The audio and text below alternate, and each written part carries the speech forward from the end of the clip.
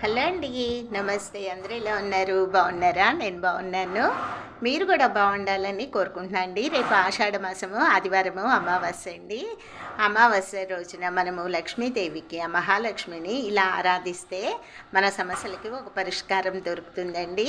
అయితే ఎలా నీరాజనం ఇవ్వాలి? అమ్మకి ఏమి లేదండి, నీరాజనం ఇవ్వడమే.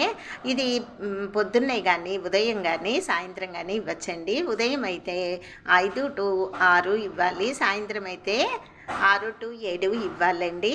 అయితే ఇది ఎలా చేయాలి? ఒక ఇత్తడి ప్లేట్ తీసుకొని దాని నిండా పారాణి నీళ్లు వేసి దానిలో పసుపు, కుంకుమ, పూలు, అక్షంతలు అన్నీ వేయాలండి. వేసి దానిలో రూపాయి కాయను కూడా వేసి ఒక తమలపాకు పెట్టి ఉంటుందండి, ముద్దగా ఉంటుంది. ఆ కర్పూరంతో నీరాజనం ఇచ్చినట్టయితే ఆ తల్లి సంతోషించి మనకి ఎప్పుడు కూడా ఎల్లవేళలా కాపాడుతూ ఉంటుందండి.